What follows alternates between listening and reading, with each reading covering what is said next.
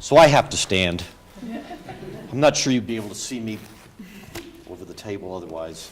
So it's going to be a little bit of a different next 20 minutes. We've been talking about really important decisions that you're going to make and you and your families are going to make and some of the consequences of not making those. This program, or this part of the program, is going to assume that you're at home, you're either living alone or with a spouse or wherever, and you get a knock on your door or a phone call or a text message or an email that is telling you one of a variety of things. They may be telling you that you owe a huge IRS tax debt and you're going to be arrested or you're going to be taken to court. You may be told that a grandson, a granddaughter, a son or a daughter, a niece or a nephew has been in an accident or injured in a foreign country or in another state, and they need you to wire money to them immediately for their assistance. Get them out of jail, medical treatment, whatever. You may get a pop-up ad on your computer while you're on the internet that says that a virus has been detected on your computer and that you need to call a number or click on a link so that your computer can be scanned and the virus, malware, ransomware, or whatever can be removed. Right? You may get a call, because we've just had some horrible natural disasters in Texas, Florida, Puerto Rico, to raise money for disaster relief. And the caller may tell you they are A, B, and C, that they need your money immediately. Can you give them a credit card number? Can you wire transfer money? Can you get an iTunes gift card at your local Walgreens or King Soopers or Safeway? And then we'll call you back and you can read me the number. So what all of those things have in common is that they're all lies, right? They're all scams. And they are some of the most common scams that my office, the Colorado Attorney General's office, sees that affect older Coloradans. We partner, and you've got bags from AARP Elder Watch. That's a program that my office started back in 2001, and so we're in constant communications with the Elder Watch program, who are out talking to older Coloradans who are receiving consumer complaints from older Coloradans. And if we look at the top 2 or 3, 4, 5 most common scams that you are going to be targeted with, and I use that word purposefully because they are targeting people over the age of 55, over the age of 65, over the age of 80. And if you think, well, how would they even know that information? It's because our entire lives are generally public, right? We've registered to vote, we've bought a house, we bought a car, we shop online on the internet, right? All of that stuff is collected. Most of it is completely public record, right? Anybody can go down to the clerk and recorder and look up your property records. And they can see everybody who's ever owned that property, right? Same with voting, same with, so all of this information is out there. And there are companies that their entire existence is collecting and sorting data about all of us. So believe me, you are on mailing lists, you are on telephone lists, you are on email lists. And there are companies, IRS tax scams, most of these come out of India, right? It's not an accident that you'll get that call, right? Get a call about a grandson or a granddaughter who's in trouble or in jail. It's not an accident that you got that call. So they are targeting older Coloradans and older U.S. citizens because what? They think that you've got a lot of money. They think that you are gullible or you are not tech savvy, something that's changing dramatically, right? As more and more older Coloradans are more and more avid internet users, whether it's just for email or for anything else. So these are scams that are all targeting you. And what I want to talk about for the next couple of minutes is things that you should know, red flags, about any of these scams that alert you to the fact that they are scams, and what you should do to avoid them, because it's actually incredibly easy. But it's amazing how many people lose $100, $100,000 to these types of scams. So the first red flag is, do you even know this person who's calling you, who's at your door, who's emailing or texting you? Do you even know who they are? Have you ever heard of the company they claim to represent or the charity they represent? So the first red flag is, this is a stranger contacting me. Charitable donation, right? Tech support, IRS tax debt, foreign lottery. That's another big one, right? Foreign lotteries. So red flag number one, is this a stranger contacting me? Red flag number two, do they want money? Right? They're not just taking a poll or a survey. They want money. And it typically isn't money for anything. Right? It's typically for a debt you know you don't owe, a charitable donation to an entity you've never heard of, money to bail a relative out of trouble. So number two, they want money. Number three, they want money right now. Right? This isn't, well, let me send you some literature, think it over for a couple of months, have your attorney look at it, and then make a decision whether you want to send me $5,000. They will have a reason why you need to send money now. Your son is in the hospital. Grandson is in jail. Right? You need money right now for a lawyer. Hurricane relief. Right? Flooding in Colorado 3 years ago. Wildfires in Colorado. They will tell you that they need your money today in order to provide services to victims today. That's just not the way it works. Right? So it'll be all about urgency. And then the last red flag that we see in so many of these scams is, I started doing this in 1988, before there was the internet thing that's out there, right? There wasn't email. If you had a cell phone, it was one of those big boxy things with a big antenna on it, right? No smartphones. So everything was telephone, direct mail, door to door. But it was the same exact scams, right? It was the same exact scams. And back in those days, it was all write me a check and put it in Federal Express or put it in UPS, because I have to have your money tomorrow. Have to have it. Right? Today, nobody asks for checks anymore because they're traceable. Right? That's how my office brought so many telemarketing fraud cases in the early 90s.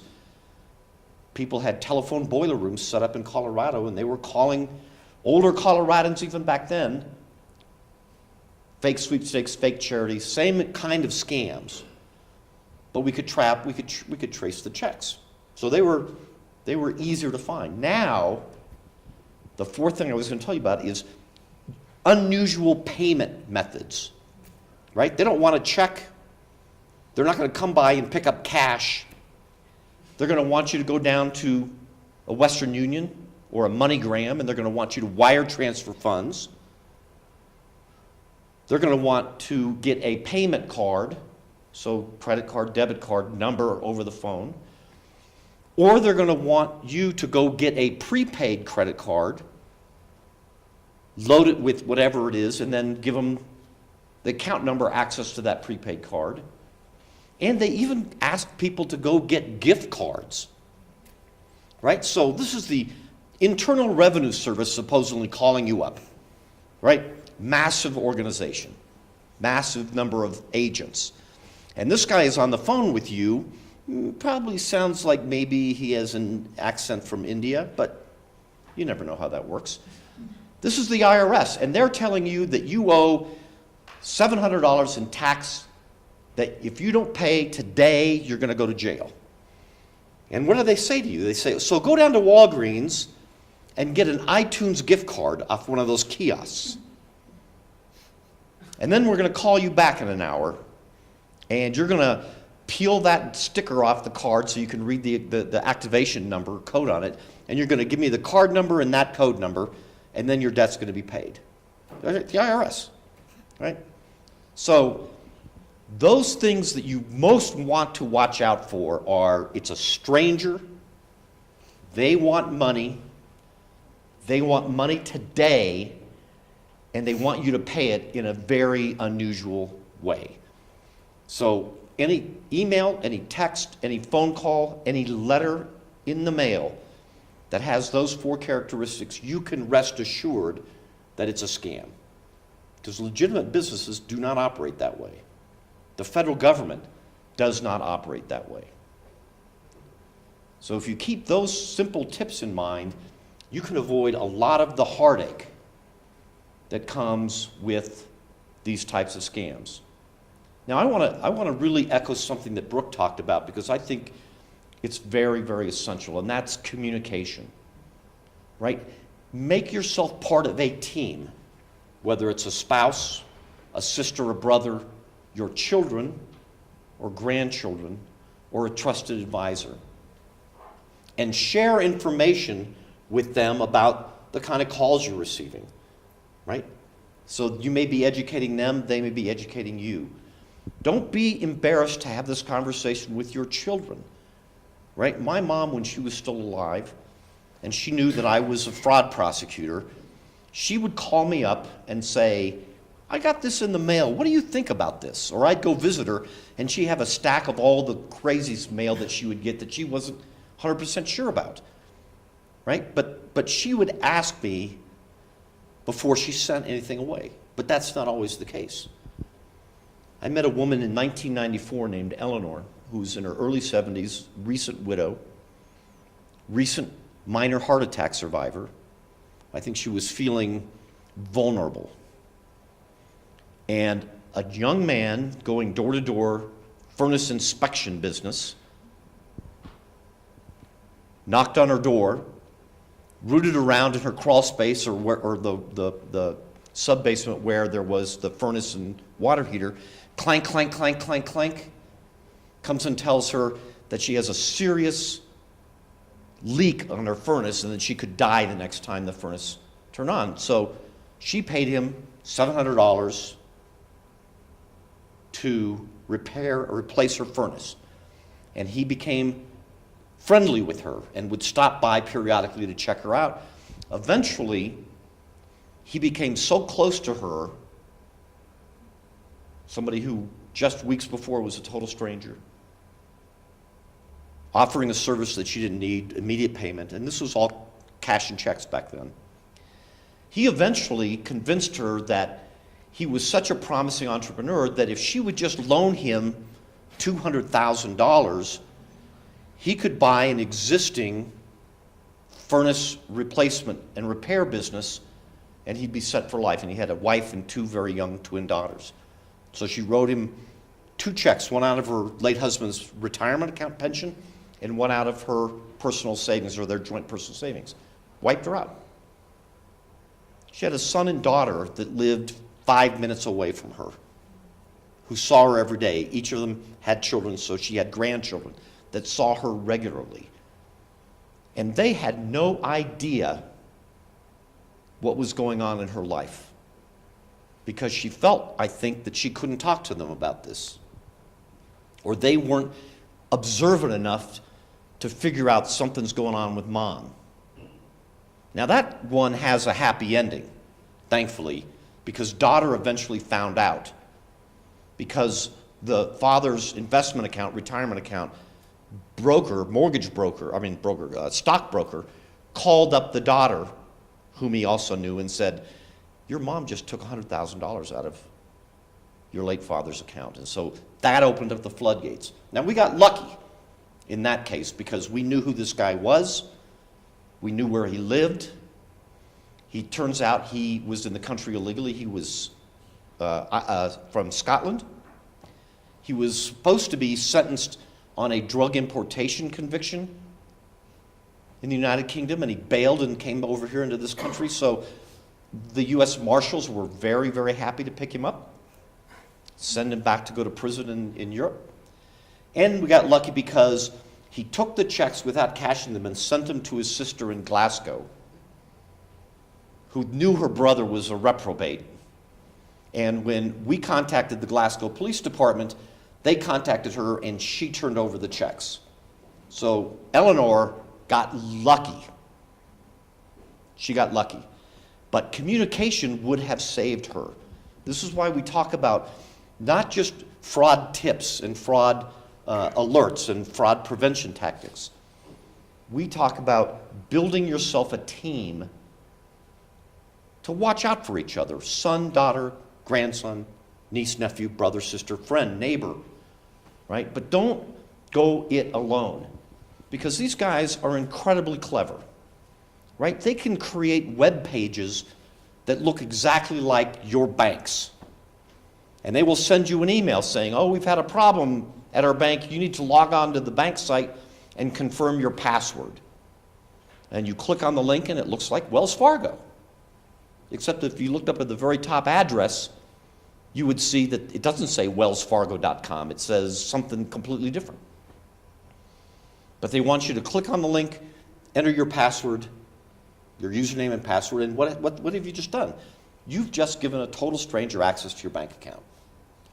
So the technology, and this, even for me, I mean, I was in my early 30s when I started doing this, and now I'm in my early 60s, and to me, I can't believe some of the stuff I've seen, right? I can't see it, but I at least am involved with this every single day. You guys aren't. So suspicious emails, suspicious phone calls, suspicious text messages, suspicious mail. If you're uncertain about it, the first thing you do is take a deep breath and say, I'm not going to send you money, I'm going to think about it. Or if you're a charity, send me something so I can see what kind of charity you are and what you're doing. And then talk to a friend, talk to a family member, talk to a lawyer, a financial advisor, and at least get a second opinion about that. I think I'm close. I'm closing, right? Okay. So those are. I mean, it's a very short amount of time to talk about lots of different kinds of scams, but that's why I wanted to talk about those 4 critical warning signs. Prevention is as simple as the word no, right? That's as easy as it gets. Somebody's on the phone, charity, IRS, no.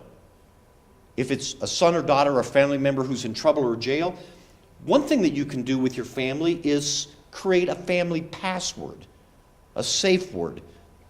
So if they're calling and they say, well, if this is my son, what's the family password? And it could be grapefruit. It could be something that's important or significant to you as a family, but what you will hear after you ask for that password is a dial tone, because they'll hang up. They'll go on to the next call, right? They'll go on to the next one. No is the easiest and most important preventative strategy you can have, okay? I've got some materials out on the table just to the left of the doors as you're heading out to the doors, and I urge you to pick them up.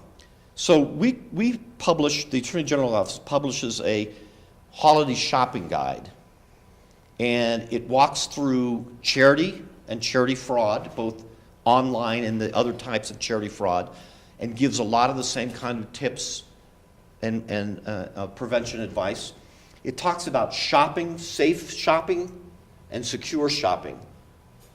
It talks about online shopping and having different passwords for different sites. Don't have the same password for every single place you go. Okay? It talks about a variety of things that I think will be very helpful to you. The other one, and this is by far our most popular booklet, is ID theft repair kit. This is, we've I think distributed well over 100,000 of these now. This is our 4th or 5th edition of it. But it's basically the same information. It is, how are these guys getting my information?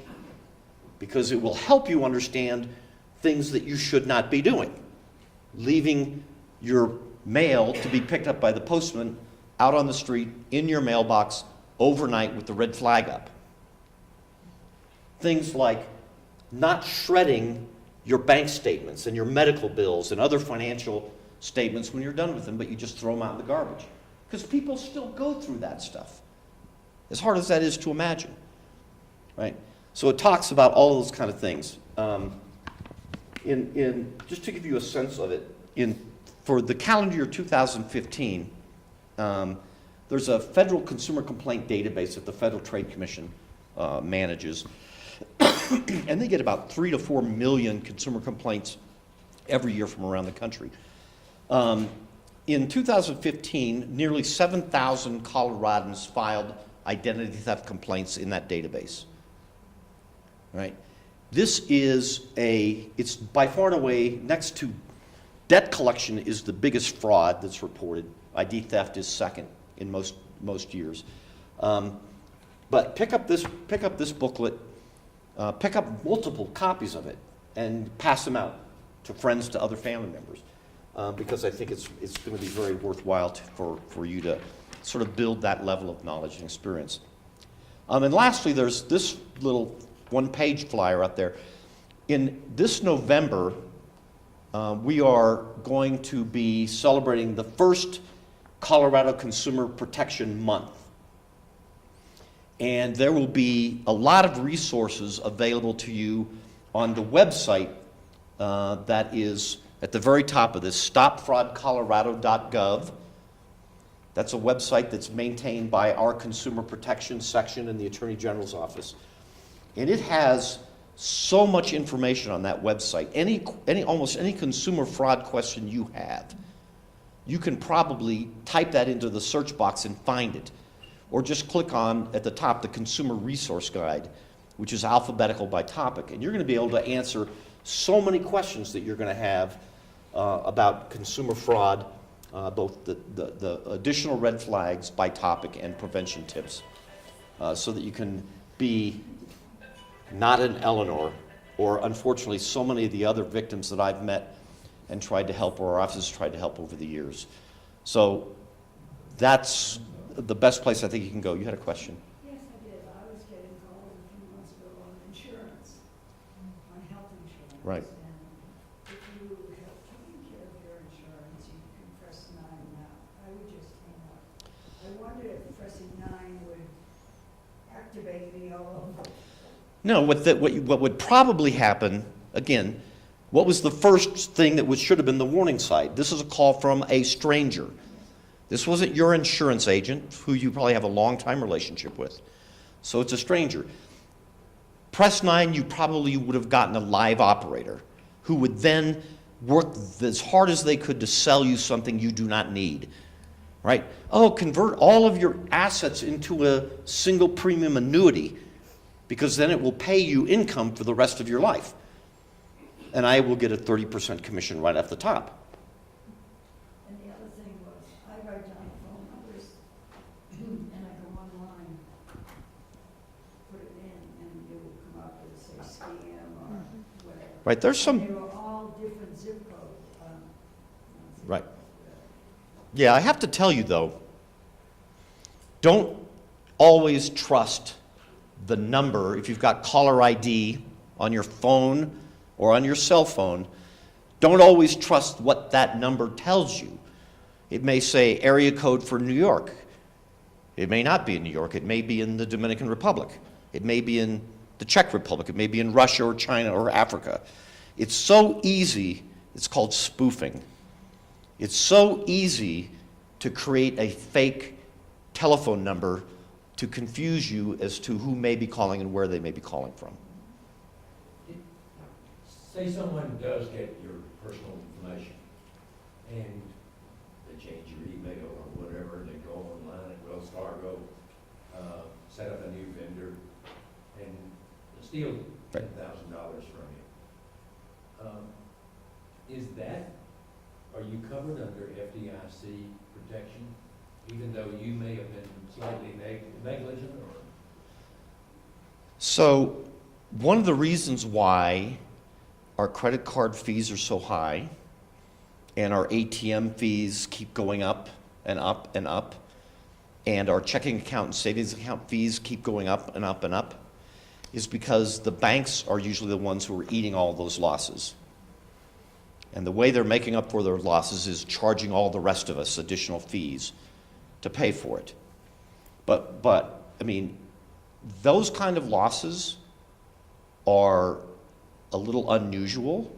We usually see identity theft losses in the $200 to $1,000 because the financial institutions are getting so good at monitoring our account activities that if they see suspicious activity, and my bank has done this for me, they've sent me they've sent me an email, or they've made a phone call to me and said, "Are you in Chicago?" Because we have all of a sudden activity both in Denver and Chicago on your card on the same day.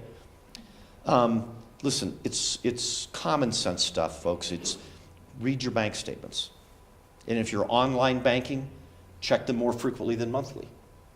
Right? I mean, I do online banking almost exclusively, and I can literally go onto my online account statement and see an ATM transaction from 20 minutes ago. So read that stuff, okay? Read your medical bills, read your stock and investment reports. You're entitled to a free credit report every year, both by state and by federal law. Get it and review it and see if there are credit cards you didn't know about, loans you didn't know about, other problems. Yes? Two real quick things. Do you recommend registering your phone number with the National Do Not Call and the Colorado No Call? So, yes, I do. I definitely do. The great weakness in the no-call laws, however, are that bad guys don't follow the law at all. And they oftentimes get your number.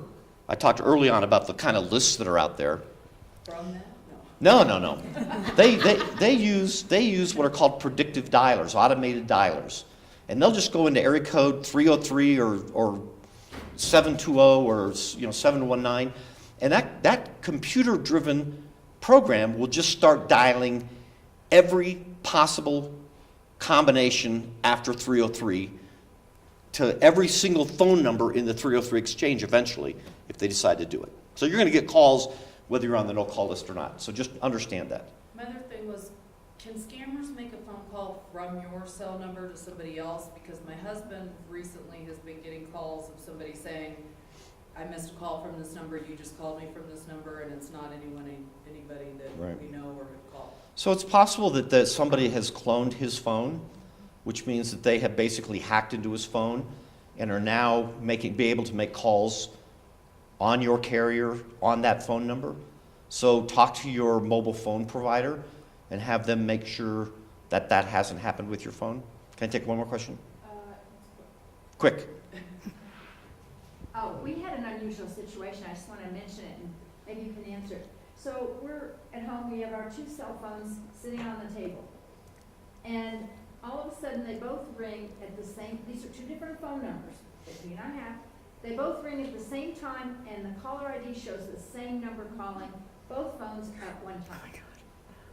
I think it's ghosts. We blocked that number. I think we didn't answer. We didn't answer, and we blocked the number, but sometimes we'll hit *67 and call them back to see what you get. Right. We've never had anyone. And the other problem that I wish your office or somebody can help us with is that some of the phone carriers have on our landline, which we only use to make outgoing calls, we have the max call blocks used up. So we rotate it, and we need to be able to block all of these calls and not have that. And is there anything that can be done? So eventually there will be much better technology for doing that. The Attorney General in Colorado and a bunch of other Attorney Generals a year ago actually petitioned the Federal Communications Commission, which regulates all the phone companies, to authorize them, i.e. order them, to start putting call blocking technology as part of every phone call package. And I don't know where that is at this time, but the phone companies had this idea that if they did call blocking, they were actually discriminating against callers, which they thought violated the Federal Telecommunications Act. So we petitioned the Federal Communications Commission to clarify to these companies, I was going to say something else, these companies, that they're allowed to do call blocking technology. So hopefully we'll see improvements on that.